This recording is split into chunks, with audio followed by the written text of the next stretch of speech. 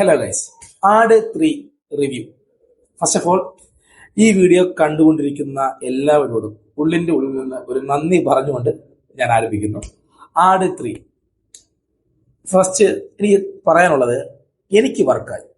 ഞാൻ അങ്ങനെ പറയാൻ കാരണം, ഞാൻ എന്ത് പടം കാണുമ്പോൾ രണ്ട് ചേട്ടന്മാരുടെ അടുത്ത് ഉണ്ടായിരുന്നു. അവര് ലാസ്റ്റ് ഇറങ്ങാൻ നേരത്ത് പറഞ്ഞത് ആട് 2 വെച്ച് കമ്പയർ ചെയ്യുമ്പോൾ ആട് 2 ആണ് പുള്ളിയുടെ പേഴ്സണൽ ഫേവറേറ്റ് എന്ന് പറഞ്ഞു. ഇത് അങ്ങോട്ട് എത്തിയിട്ടില്ല എന്ന് പറഞ്ഞു. പക്ഷേ ഒരു ആട് ഫാൻ അല്ലെങ്കിൽ ഒരു ആട് എന്ന് പറയുന്ന ഫ്രാഞ്ചൈസിയെയും അതിലെ കഥാപാത്രങ്ങളെയും ഇതുവരെ കണ്ട് അത് ഇഷ്ടപ്പെട്ട് സിനിമ കാണാൻ പോകുന്ന ഒരു ആട് സിനിമയിലെ ഒരു പ്രേക്ഷകന് ഇത് പൂർണ്ണമായും ഇഷ്ടപ്പെടും, കണക്ട് ആവും. അമ്മാതിരിയാണ് ഇത് പുള്ളി നിതിൻ മാനുവൽ ചെയ്തു വെച്ചിരിക്കുന്നത്. അതിൽ എടുത്തു പറയേണ്ടതില് ഈ കൺസെപ്റ്റ് പുള്ളി ചിന്തിച്ച രീതിയാണ്. അതിന് പുള്ളിക്കൊരു ക്ലാപ്പ് കൊടുത്തേ പറ്റും. ഒരിക്കലും നമുക്ക് ചിന്തിക്കാൻ പോലും പറ്റാത്ത രീതിയിൽ ആടെന്ന് പറയുന്ന ആ ഒരു ഫ്രാഞ്ചൈസി, ആ സ്റ്റോറി ലൈനെ എടുത്ത് ടോട്ടലി ഒരു സയൻസ് ഫിക്ഷൻ, ഒരു ഹിസ്റ്റോറിക്കൽ, ഒരു മൊത്തത്തിൽ നമ്മൾ പ്രതീക്ഷിക്കാത്ത ഒരു റേഞ്ചിലേക്ക് ഇത് എത്തിക്കാൻ പുള്ളി എടുത്ത ആ ഒരു എഫേർട്ട്, അതാണ് സത്യം പറഞ്ഞാൽ ഈ പാർട്ട്. ആസ് യൂഷ്വൽ ആട് കാണുമ്പോൾ നമുക്ക് എന്താണോ കിട്ടേണ്ടത് അത് ഇത് ഉറപ്പായിട്ട് കിട്ടും. തിയേറ്ററിൽ നമുക്ക് ചിരിച്ച് പറയാനുള്ള എല്ലാ രീതിയിലും അതിൽ എല്ലാവരുടെ ക്യാരക്ടേഴ്സും അവരുടെ കൈകളിൽ ഭദ്രമായിരുന്നു എന്ന് തന്നെ പറയാം. എനിക്ക് ഏറ്റവും ഇതിൽ ഇഷ്ടപ്പെട്ടത് ഡ്യൂഡാണ് സത്യം പറഞ്ഞത്. എനിക്ക് ഈ പാർട്ടിൽ എനിക്ക് ഏറെ ഇഷ്ടപ്പെട്ടത് വിനായകൻ ചെയ്ത ഡ്യൂഡ് കഥാപാത്രമാണ്. പിന്നെ ഇതിൽ എടുത്തു പറയേണ്ടത് ഒരു വിദേശ അഭിനന്ദ ചെയ്ത റോളാണ്. പുള്ളിക്കാരി മദാമ ചെയ്തു വച്ചിരിക്കുന്ന അത് അന്തസ്സായിട്ട് പുള്ളിക്കാരി ആ റോള് ചെയ്തിട്ടുണ്ട്.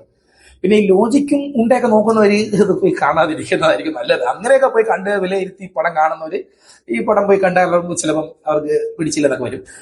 അല്ലാതെ നോക്കുകയാണെങ്കിൽ എല്ലാവരും, ഞാൻ പറയില്ല, എടുത്തു പറഞ്ഞെങ്കിൽ ജയസൂര്യ, സൈജു കുറുപ്പ്, വിനായകൻ, എല്ലാവരും, ഇന്ദ്രൻസ്, ഇതില് സണ്ണി വെയിൻ, എല്ലാവരും അവരുടെ ആ ക്യാരക്ടറിലേക്ക് എന്തായാലും അവർ ചെയ്ത് ഫലിപ്പിച്ചു വെച്ചിരിക്കുന്നത് അവർക്ക് അറിയാം. അപ്പൊ അവരതിൽ അവരുടെ ഫുൾ എഫേർട്ട് ഇടും. അവർ പെട്ടെന്ന് അതിൽ നമ്മൾ ആ പഴയ കണ്ട ആ കഥാപാത്രങ്ങൾ തന്നെയാണ് നമ്മൾ ഇപ്പോഴും കാണുന്നത്. അതിൽ ഒരു വ്യത്യാസം നമുക്ക് ഫീൽ ചെയ്യില്ല. പുതിയ കുറെ കഥാപാത്രങ്ങൾ വരുന്നു, പുതിയ കുറെ ഡിഫറെന്റ് ആയിട്ടുള്ള തലത്തിലേക്ക് പടം പോകുന്നു, കഥാപാത്രങ്ങൾ പോകുന്നു, കാലഘട്ടങ്ങളിലേക്ക് പോകുന്നു, അത് അങ്ങോട്ടും ഇങ്ങോട്ടും മാറിക്കൊണ്ടിരിക്കുന്നു എന്നുള്ളതല്ലാതെ ആ വൈബ് സ്റ്റിൽ നമുക്കത് അവിടെ കിട്ടുന്നുണ്ടോന്നാണ്. അത് മ്യൂസിക് ആണെങ്കിലും ശരി, ഷാൻ റഹ്മാൻ അസാധ്യമായിട്ട് ചെയ്തിട്ടുണ്ട്. സത്യം പറഞ്ഞാൽ ചിലപ്പോൾ ഇനി എടുത്ത് വെച്ച് കുറെയൊക്കെ ഇനി ആഡ് ചെയ്ത് കുളമാക്കുമെന്നൊക്കെ ഞാൻ മനസ്സിൽ വിചാരിച്ചിരുന്നു ട്രെയിലറൊക്കെ കണ്ടപ്പോൾ. പക്ഷെ അതിന്റെ ആ അസ്തിത്വത്തിൽ നിന്നുകൊണ്ട് ആ ഒരു ഫുൾ ത്രൂ ഔട്ട് മ്യൂസിക് ഒക്കെ ഒരു രക്ഷയില്ലായിരുന്നു. എല്ലാവരുടെ ഈച്ച് ആൻഡ് എവരി വൺ. പിന്നെ ഇതില് സണ്ണി വെയിനൊക്കെ ആണെങ്കിൽ കുറച്ചുകൂടെ പുള്ളി ഇതിൽ കുറച്ചുകൂടെ ഒക്കെ ഉണ്ട്. ഇതില് പോഷനൊക്കെ ഉണ്ട്. സണ്ണി വെയിൻ ആയാലും ഇന്ദ്രൻസ് ആയാലും എല്ലാവരും. പിന്നെ നമ്മൾ ആട് 2, അതായത് ആട് ഫസ്റ്റ് സെക്കൻഡ് കണ്ട് അതുമായിട്ട് ടോട്ടലി ഡിഫറന്റ് ആണ് ഇത്. അതാണ് പറഞ്ഞാൽ ചിന്തിച്ച ആ തോട്ട് പ്രോസസ്സിന് മിഥുൻ മാനുവൽ തോമസിന് ഒരു സല്യൂട്ട് കൊടുക്കണം. അത് പുള്ളി അത് ചെയ്തെടുക്കാൻ സത്യം പറഞ്ഞാൽ ഇതില് 2 മണിക്കൂർ 50 മിനിറ്റ് ഉണ്ട് പടം. അതിൽ ഈ ത്രൂ ഔട്ടും ഫസ്റ്റ് ഹാഫ് ആയിരുന്നു. സെക്കൻഡ് ഹാഫ് ലെങ്ത് കുറവാണ്. ഫസ്റ്റ് ഹാഫ് അപ്പം നമുക്ക് ഇത്രയും നമ്മൾ ഇടയ്ക്കൊക്കെ ചിന്തിക്കും, ഇടവേള ഇല്ലേന്ന് ചിന്തിച്ചു, ഇന്റർവെൽ ഇല്ലേന്ന് ചിന്തിച്ചു. അത്രയും ഒരു ഇതിൽ ഫസ്റ്റ് ഹാഫ് ഉണ്ടായിരുന്നു. പക്ഷെ ഫസ്റ്റ് ഹാഫില് കുറെയൊക്കെ കണക്ട് ആയിട്ട് വരാൻ കുറച്ച് ടൈം എടുത്തു. കാരണം ടോട്ടലി ഡിഫറന്റ് ആണല്ലോ. ഇത് പുള്ളിക്ക് അതിലേക്ക് കൊണ്ടെത്തിക്കാനുള്ള ഒരു പ്രോസസ്സായിരുന്നു ഫസ്റ്റ് ഹാഫ്. ഫസ്റ്റ് ഹാഫ് കണ്ടിട്ട് ഇത് എന്തൊക്കെയാണ്, ഇത് ആദ്യം പിടുത്തം കിട്ടുന്നില്ല. ആ സിനിമയുടെ ഉള്ളിലേക്ക് നമുക്ക് വരാൻ ആദ്യം കുറച്ച് കിട്ടിയില്ല.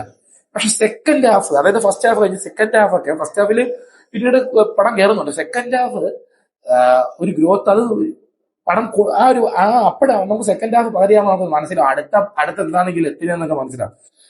പിന്നെ എനിക്ക് ചെറിയ ഒരു തോന്നിയത് ചിലയിടത്തൊക്കെ, ഇപ്പം ത്രൂവോട്ട് നമ്മളൊരു പടം കണ്ടപ്പോൾ ചിലയിടത്തൊക്കെ ഒരു കോമഡിക്ക് വേണ്ടി ഡയലോഗ് കയറ്റിയെടുത്ത് ചെറിയ ചളി പോലെയൊക്കെ തോന്നിയിട്ടുണ്ട്. പക്ഷെ അതൊന്നും ഒരു ആസ്വാദനത്തിനെ ബാധിക്കുന്ന ലെവലിൽ ഉണ്ടായില്ല. പക്ഷെ അസേ ആട് ഫാൻ ചിരിക്കാൻ ഒരുപാട് സെറ്റപ്പ് ഉണ്ട്. പിന്നെ നമുക്ക് ഈ ആട് കുറെ പേർക്ക് അങ്ങനെ തോന്നാൻ കാരണം എനിക്ക് തോന്നുന്നു ഈ ആട് 2 ഒക്കെ വെച്ച് നോക്കുമ്പോൾ ഇതിൽ നമുക്ക് ആ ഷാജി പാപ്പന്റെ പിള്ളേരുടെയൊക്കെ ഒരു എലമെന്റ്സ് ഇതിൽ കുറവാണ്. കാരണം ഇതിലിപ്പോ അവർക്ക് അതിനുള്ള ടൈമില്ല. അതായത് ഇപ്പം കുറച്ച് ഹിസ്റ്റോറിക്കലായിട്ട് കാണിക്കുന്നു, സയൻസ് ഫിക്ഷൻ ആയിട്ട്, അപ്പം ഈ എല്ലാം കൂടെ അവർ കാണിക്കുമ്പോൾ അതും അതിനനുസരിച്ചുള്ള ലെങ്തിലേ അവർക്ക് ഇടാൻ പറ്റും. അപ്പം ഈ നമ്മൾ ഒരു കട്ട് പോർഷനായിട്ട് പോകുന്നുണ്ട്. അപ്പം അതും ഓരോ കാലഘട്ടം കാണിക്കണം. പഴയ കാലഘട്ടം, അടുത്ത് ഇപ്പോഴത്തെ കാലഘട്ടം, അങ്ങനെ കാണിക്കുമ്പോൾ അത് കണക്ട് ആവുന്നുണ്ട്. അത് ചിലയിടത്തൊക്കെ കണക്ട് ആവാതെ പോയില്ലെങ്കിൽ ചിലപ്പോൾ അത് ഫ്ലോപ്പായി പോയാലേ. പക്ഷെ അത് കണക്ട് ആവുന്നുണ്ട്. അപ്പൊ അത് ആ രീതിയിൽ കണക്ട് ചെയ്ത് കൊണ്ടുപോകാൻ പുള്ളിക്ക് കഴിയും. അപ്പം അതിന്റെ ഒരു ഇത് ചിലപ്പം അതായത് അങ്ങനെ ഇങ്ങനെ സംഭവിച്ചത് കൊണ്ട് ഷാജി പാപ്പന് ആ സെക്കൻഡിലൊക്കെ ഉള്ള ആ ഒരു ത്രൂ ഔട്ട് സാധനം എലമെന്റ്സിൽ മിസ്സാവുന്നത് കൊണ്ട് ചിലപ്പം ചിലർക്ക് അത് വെച്ച് തോന്നിയേക്കാം, അയ്യോ ഇത് അതാണ് പറഞ്ഞത്, അതിൽ നിന്ന് ടോട്ടലി ഡിഫറെന്റ് ആണ്. ടോട്ടലി ഫസ്റ്റിൽ നിന്ന് സെക്കൻഡിൽ നോക്കുമ്പോൾ ടോട്ടലി ഡിഫറെന്റ് ആണ് പടം. പിന്നെ സെക്കൻഡ് പാർട്ട് ഞാൻ പറഞ്ഞില്ലേ വളരെ ലെങ്ത് കുറവായിരുന്നു, പെട്ടെന്ന് തീർന്നത് പോലെ തോന്നി. അതിപ്പോ സ്വാഭാവികം അവർക്ക് അങ്ങനെ കൊണ്ട് ചെൻഡ് ചെയ്യിപ്പിക്കേണ്ടി വന്നു. സെക്കൻഡ് പാർട്ടിന്റെ ലെങ്തേ വളരെ കുറവായിരുന്നു. നമ്മൾ സെക്കൻഡ് പാർട്ടിൽ ഒരു ഗ്രോത്ത് ഇങ്ങനെ പിടിച്ച് കയറി വരുന്നിടത്ത് പടം എങ്ങനെയോ ഇതുപോലെ ഫീൽ ചെയ്യും. അടുത്ത പാർട്ടിലേക്കുള്ള ഒരു ക്യൂരിയോസിറ്റി നമുക്ക് തരാൻ ഇതിൽ മിഥുൻ മാനുവൽ തോമസിന് കഴിഞ്ഞു എന്നുള്ളതാണ്. കാരണം അടുത്ത പാർട്ടിന് എന്താണ് വരാൻ പോകുന്നത് ഇപ്പൊ പടം കണ്ടവർക്ക് മനസ്സിലാവും. ഞാൻ അതിന് കൂടുതൽ പറഞ്ഞാൽ സ്പോയിലറായിരുന്നു. അത് പുള്ളിക്ക് കഴിഞ്ഞു എന്നുള്ളതാണ്. അടുത്ത പാർട്ട് അതായത് ഈ രണ്ടും ടോട്ടലി ഡിഫറെന്റ് ആയിട്ടിരിക്കുന്ന സെക്കൻഡ് അടുത്ത് വരാൻ പോകുന്ന പാർട്ട് ഇതിന് ഒരു കണക്ഷനാണ് ഈ പാർട്ട്. അടുത്ത പാർട്ടിന് എന്താണ് വരാൻ പോകുന്നത് എന്നുള്ളത് നമുക്കൊരു ക്യൂരിയോസിറ്റി തരാൻ പുള്ളിക്ക് സാധിച്ചു. അപ്പൊ അടുത്ത പാർട്ട് കാണാൻ നമ്മൾ ഇനി ഈഗർലി വെയിറ്റിംഗ് ആണ്. കാരണം ഇനി ഇതിനെ കവച്ചു വെക്കുന്ന ഒരു പാർട്ട് തന്നെ ആയിരിക്കും അടുത്ത പാർട്ട് എന്ന് നമുക്ക് 100% പ്രതീക്ഷ നൽകിക്കൊണ്ടാണ് അദ്ദേഹം ചെയ്തത്. എന്തായാലും ഈ പടം എല്ലാവരും ഞാൻ പറയില്ലേ ആട് ഇഷ്ടപ്പെടുന്ന ഏത് പ്രായത്തിലുള്ള കുഞ്ഞുങ്ങളാവട്ടെ വലിയവരാവട്ടെ ഏത് പ്രായമുള്ളവരാവട്ടെ ആട് കണ്ട് ആടിലെ കഥാപാത്രങ്ങൾ നമ്മളുടെ ഇങ്ങനെ ഒരു കഥാപാത്രവും ഇതൊന്നും നമുക്ക് മലയാള സിനിമയിൽ വേറെ ഇല്ല. അപ്പം അങ്ങനെ ഒരു ആ ഫ്രാഞ്ചൈസി ഇഷ്ടപ്പെടുന്നവർക്ക് പൂർണ്ണമായും ചിരിക്കാം, രസിക്കാം. അത് അവസാനത്തൊക്കെ പോർഷനൊക്കെ എടുത്ത് പറയണമെങ്കിൽ ഇതിൽ ഒരിക്കലും പ്രതീക്ഷിക്കാത്ത രീതിയിലൊരു സംഭവം, ഈ ടൈം ട്രാവലൊക്കെ സത്യം പറഞ്ഞ് ചിന്തിച്ചു പോലും ഇങ്ങനെ ഒരു ഇതിൽ പുള്ളി കൊണ്ട് ഇതിൽ കയറ്റുവന്ന്. അത് ഒരു അൺഎക്സ്പെക്ടഡ് ആയിട്ടുള്ള ഒരു ട്രീറ്റ് ആയിരുന്നു. പിന്നെ എല്ലാം എടുത്തു പറയത്തക്ക ആ ഒരു ത്രൂ ഔട്ടിൽ ഇടയ്ക്കിടയ്ക്ക് കൊടുക്കുന്ന കോമഡികളായാലും അവരുടേതായ സ്വതസിദ്ധി ആ ശൈലികളും ആ കഥാപാത്രങ്ങളെ അതേ രീതിയിൽ അസ്തിത്വം മാറാതെ തന്നെ അതെടുത്ത് അതുപോലെ അതിനെ ബൂസ്റ്റ് ചെയ്ത് കാണിക്കുക എന്ന് പറഞ്ഞാൽ അതും ഒട്ടും വിശ്വസിക്കാൻ പറ്റാത്ത രീതിയിലുള്ള ഒരു ഹിസ്റ്റോറിക് എലമെന്റ് കൂടെ കയറ്റി കാണിക്കുക എന്ന് പറഞ്ഞാൽ അത് ഇത്ര സിമ്പിൾ പരിപാടിയൊന്നുമില്ല. ആ കാര്യത്തില് ദ ഹോൾ ടീമിന് അപ്രിസിയേഷൻ കൊടുക്കണം. എന്തായാലും ആട് 3 എന്നെ സംബന്ധിച്ച് സൂപ്പറായിരുന്നു. അടുത്ത് ഇതിന്റെ സെക്കൻഡ് പാർട്ടിലേക്ക് വേണ്ടി ഒരു ഹൈ എക്സ്പെക്ടേഷനും വെയിറ്റിംഗുമാണ്.